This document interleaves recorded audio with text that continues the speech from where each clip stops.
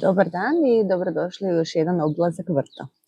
Ovo što ja sad upravo radim je pletem pletenice od lišća, od narcisa. Zna se da se njih ne smije rezati kako bi se i dalje putem fotosinteze njihova lukovica napunila sa energijom za bolju cvatnju sljedeće godine. No, nekada ovo lišće zbilja izgleda malo neuredno i prekriva ove ostale biljke. Evo gledajte, tu mi rastu mali oksalisi, pa ćemo im dati priliku da ljepše izvire van, a ove pletenice zaista izgledaju zabavno. A prvo izvještaj o tujama. Poslušala sam sve vaše savjete, sada ih redovito zalijevamo i baš su zdrave i lijepe. Evo, baš kako trebaju biti. A procvao nam je i pakujac.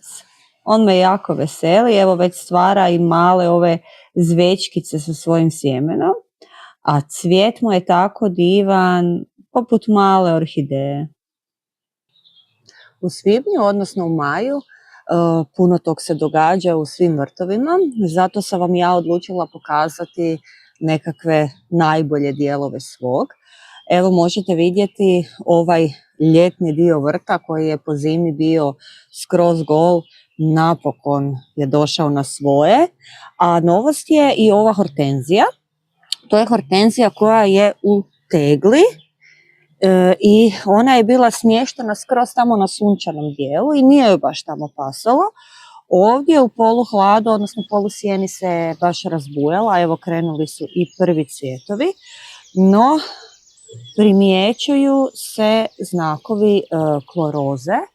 Znači, ova tegla joj više nije dovoljna, morat ću je presaditi ovdje, tako da bi ona mogla putem svog korijena zaista sve hranjive tvari dobro upiti. Ovdje vam još imam i nešto prekrasno. Vidjeli ste onu moju kadulju Hot Lips.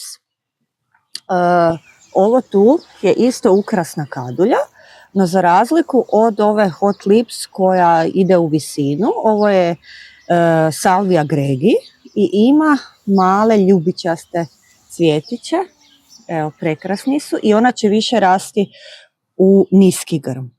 A tu je i veliko iznenađenje, malo ću vam i približiti, Astilba koju sam prošle godine posadila, koja ne samo da će imati prekrasan cvijet, nego ima i ove prekrasne listove i petiljke u nekakvoj tamno-crvenoj boji, što zapravo u ovom sjenovitom kutku baš daje tračak onako boje i vatrometa boje. Naravno, čekamo ivančice da nam procvatu.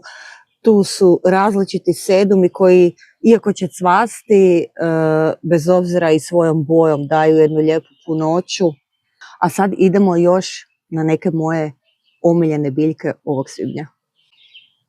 Vjerojatno ste gledali moj video sadnji rajčica, evo ih tu u punom sjaju.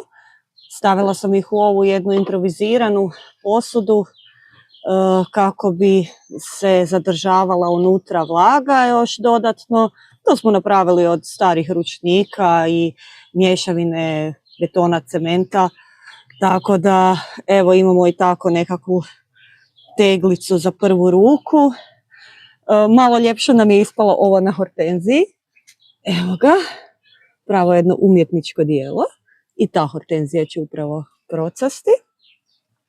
A tu su znači naravno moje biljčice različite, aromatične za svaki dan, za kuhinju, peršin, celer, pa što imamo još tu, vlasca, ružmarina, a ovo je tegla sa lukom i mrkvom, znači koju smo sadili prije jedno mjesec dana. I vidi se da mrkvica odlično napreduje, luk odlično napreduje, znači moguće je to napraviti i u ovako maloj tegli. Ono što me zaista veseli je što će uskoro procvasti lavanda, ali i evo ove godine procvašće nam i smilje. Tome se jako veselim. jer ovo nije baš vrt koji ima jako puno sunca, ali evo, prvi pupovi su tu. Evo i fenomenalne kadulje, Hot Lips.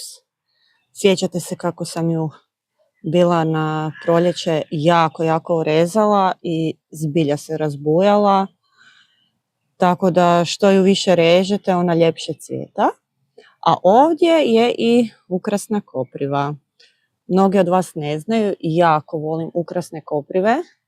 Znači, te boje tih listova, to je nešto fantastično i svake godine se trudim uzeti par primjeraka, bez obzira što su one kod mene kao jednogodišnje. A sad ću vam pokazati kako se one lako mogu i razmnožiti kad već imate koju kod kuće. Evo, ovdje već imam, zapravo su dvije, jedna manja i jedna veća. I od ove veće ću uzeti jednu grančicu. Znači, evo mogu ovu koja je najviša. Gledam kako se ovdje razdvajaju listovi i gdje tjera nove mladice listova. Na tom dijelu, hopa, samo ju cvaknemo. Dobili smo dio za presaditi, a ovdje iz ovih mladica će se razviti novi listovi i povećati grm.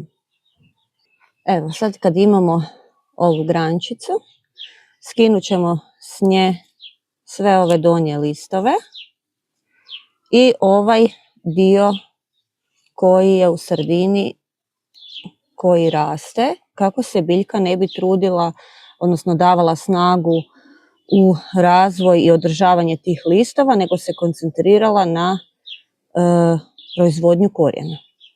Ja vam to radim ovako. Samo zapiknem u zemlju. Evo ga. Listovi su vani. Ovu tu sam već bila piknula, pa ima već jedno tjedan dana. Već vidim da mladi guraju. Tako da bit će ovo pravi tropski ugođaj. Hvala vam što ste bili sa mnom na još jednom obilasku vrta. Ne zaboravite zapratiti kanal, javite što vam se najviše sviđalo u mom vrtu, u ovom videu i pokažite mi svoje. Budite mi dobro. Pozdrav!